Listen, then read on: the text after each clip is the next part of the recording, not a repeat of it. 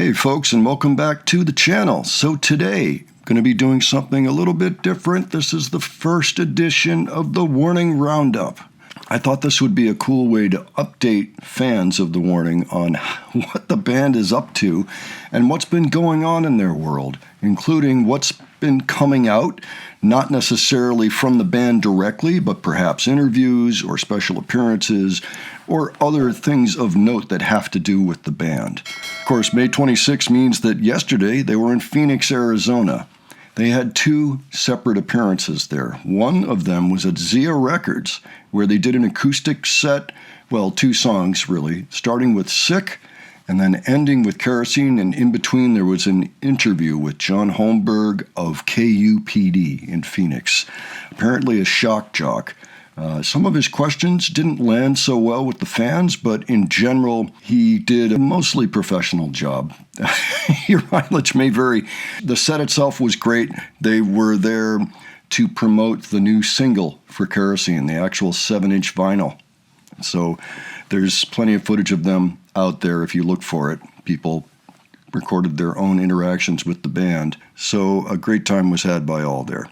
Later on that day, they performed at Arizona Financial Theater, supporting Yungblud as usual. His Idols World Tour continues. Apparently, another artist by the name of Emily Wolf was also there, and I have not heard of Emily before, so I'm going to look into her music. Anybody that was at the gig, if you'd like to tell me a little bit about Emily and your thoughts on her, or if you're an Emily fan, by all means, tell me your experiences with her and how you felt about it, and anything else that you think is really important for me to know. And perhaps we'll look into her. So before this, they had a day off, and the previous day they were in Napa Valley for Bottle Rock. They put on an hour-long show there, 15 songs on the set list, which is nice and long comparatively, since most of these gigs are opening gigs right now for the Yungblud tour. I've been watching the show over on the Glenn and Adrian channel. I looked at the first 6 songs there the other day. I'm going to include Adrian on the next 4 songs, and then we're going to have 5 more songs at the end, and I'm not sure yet if Adrian will be accompanying or not. But the show sounds great. I actually put 2 sources together. One of them is just for the camera work, and the other is just for the audio, and the results are pretty good. I'm quite pleased with how it sounds.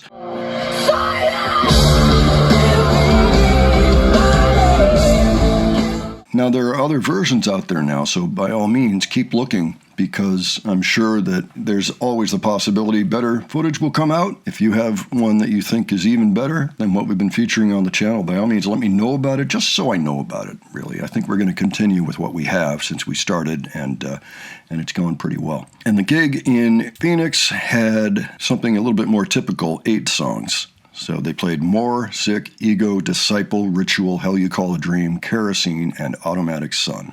Okay, a couple of other things also dropped.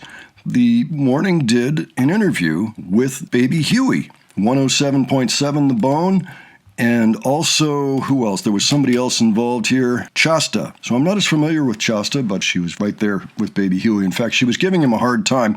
I did check out the interview, and it seems most of it had to do with the scent that Baby Huey wanted to wear around the Warning. So they sampled 4 different colognes that he had bought to try to, up his scent, I guess. And they all came to a clear winner. That was really the bulk of the appearance. It's a total of 9 minutes. They did talk about a couple of other things. The interview link is in the description of this video, and I might start pinning it in the first comment, but I'll leave that up to you guys. What do you think? Is it okay to have it in the description, all of the links that might have to do with content I'm talking about? But anyway, that was kind of a fun thing. And lastly, I wanted to touch on David Bendeth's video about the studio where the Warning and he did the mixing for Error. This studio is called the Barbershop Studios. It's actually an old church that has been converted, and it's a beautiful place. It really is. It's right on Lake Hopatcong in New Jersey, which is the same lake that we saw the Warning on when they had their snowball fight. Okay. No, wait! Oh! You hit me right in the hand. I'm not freezing. I can't hold the phone. In early 2021, snow. What a concept for a family from Mexico. They had a great time.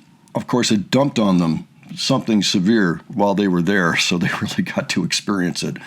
Apparently, they were at an Airbnb for that.